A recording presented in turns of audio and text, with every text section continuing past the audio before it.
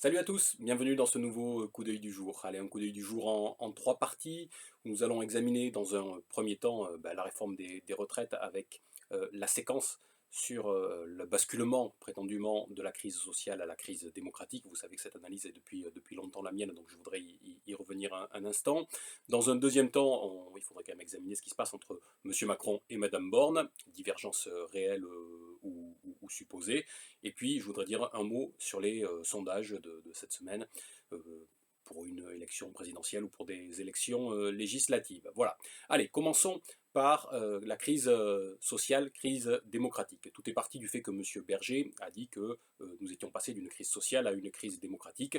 Et évidemment, la Macronie a senti tout de suite le vent du boulet et s'est empressée de rédiger une communication, comme toujours, hein, avec des mots d'ordre qui sont relayés les uns et les autres dans la presse, et puis des journalistes qui, qu'ils soient aux ordres ou qu'ils ne le soient pas, mais qui répètent benoîtement ce qu'il leur est proposé. Et donc on entend depuis maintenant quelques jours, ceci est une crise sociale, pas une crise démocratique. Bref, tout cela fait débat.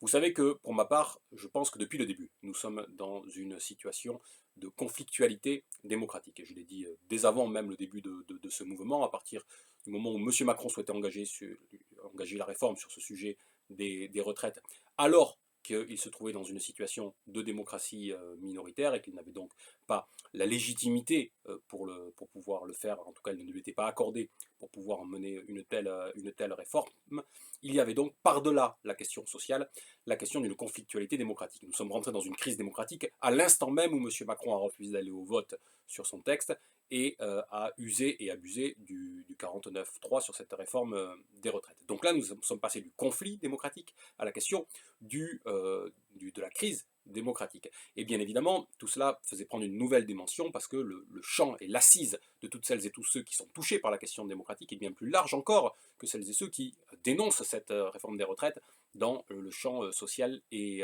économique.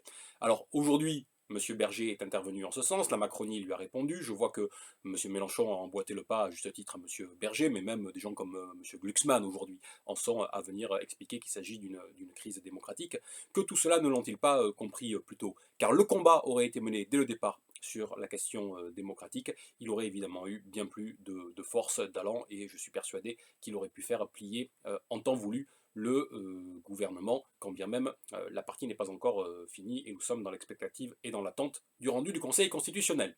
Ce qui m'amène à la deuxième partie. Vous avez vu que M. Macron joue les gros bras face au mouvement social et populaire, entend ne rien lâcher, mais Madame Borne a eu quelques mots dans le journal Le Monde daté de ce vendredi, pour dire qu'il y avait besoin d'une séquence d'apaisement. Là encore, M. Berger, qui décidément, il faut bien en convenir, joue un rôle aujourd'hui pour enfoncer des coins au sein du gouvernement, s'est empressé de dire qu'effectivement la période était à l'apaisement. Mais le chef de l'État avait déjà répondu depuis la Chine. Hein, vous savez qu'il essaie de prendre prétendument de la hauteur, amener et traîner en laisse comme un caniche par Madame von der Leyen pour voir les dirigeants chinois, eh bien, M. Macron s'est empressé de répondre à sa première ministre en disant qu'il avait lui-même fixé la feuille de route lors de son intervention télévisée de 13 heures aux journaux de TF1 et de France 2. Bref, on voit bien qu'il y a une cacophonie au plus haut sommet de l'État. On voit bien que Mme Borne s'est empressée, une fois que le chef de l'État a fait cette mise au point, de dire « Ah non, non, non, mais il n'y a pas de différence entre nous, il n'y a pas l'épaisseur de papier à cigarette dans notre communication.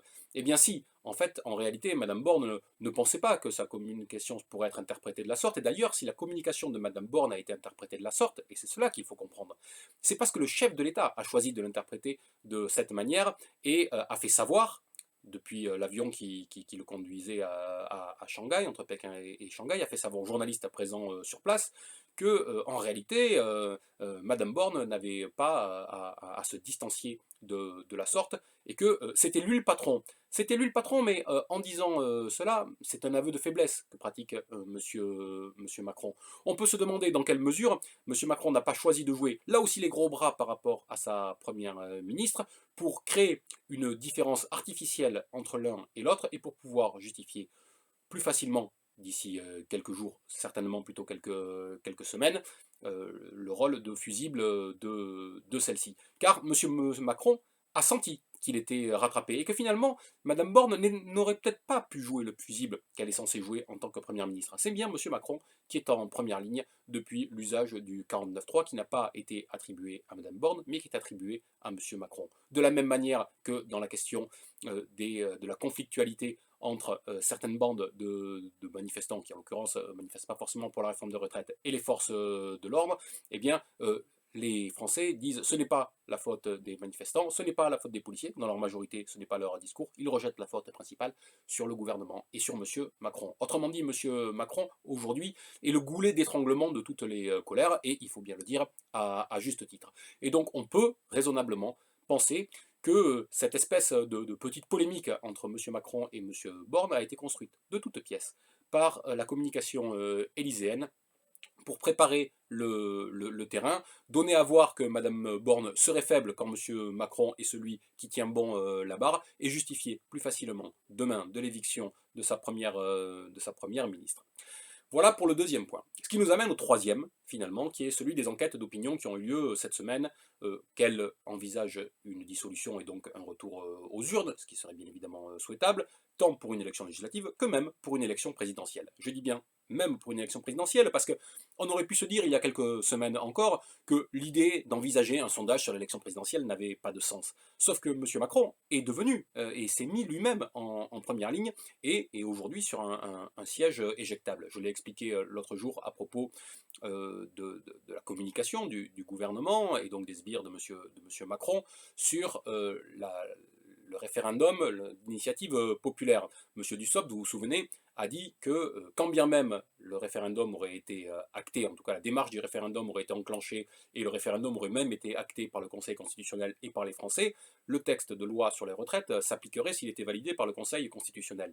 Sauf que là, on va au-delà de la question sociale. On voit bien qu'il y a deux légitimités qui se font face, celle de M. Macron, qui prétend aller à l'encontre de la souveraineté populaire dès lors qu'il y aurait un vote qui serait acté et à venir, et donc ce ne serait plus simplement la question du texte sur les retraites qui serait en jeu, mais ça serait bien le maintien ou non en place de M. Macron, en l'occurrence, qui serait la question posée. Alors je sais bien que la question du référendum anti-Macron a été usée, et certains en ont même abusé par le passé, et à très mauvais escient, et d'ailleurs les résultats électoraux à l'époque s'en étaient ressentis. Mais aujourd'hui, si le RIP est validé, si les Français se donnent à voir comme des citoyens actifs, et donc valide le principe du RIP en apportant les 4,8 millions de signatures, dès lors, celui-ci, alors que M. Macron choisit d'appliquer sa retraite, quand bien même il y aurait ce référendum, eh bien dans ce cas, c'est la question du départ ou du maintien de M. Macron qui serait en fait réellement posée. Donc la question d'une élection présidentielle elle-même est une question qui n'est aujourd'hui plus une question totalement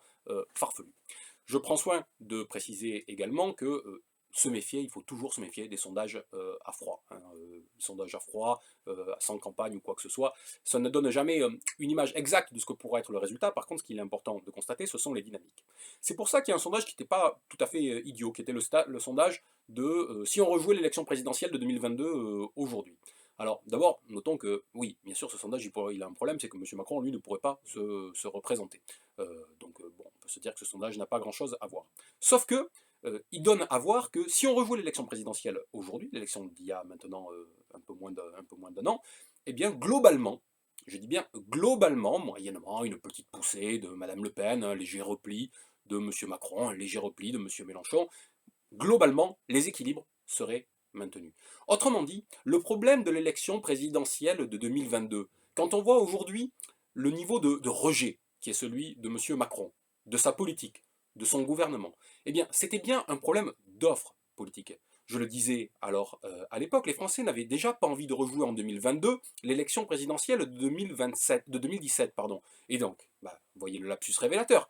En 2027, ils ont certainement encore moins envie de rejouer la partie 3 de 2022, de 2017. Donc on voit bien qu'il y a un problème d'offre politique aujourd'hui dans ce pays, qui tient à la fois sans doute au personnel politique, mais qui tient aussi au fait que beaucoup trop, ont acté aujourd'hui un principe politique qui serait celui de la tripartition de l'espace politique. Trois blocs. Un bloc de gauche, NUPES, un bloc globalement central, celui autour de M. Macron, et un bloc autour de Mme Le Pen. Eh bien, cette tripartition de l'espace politique est bien évidemment un piège.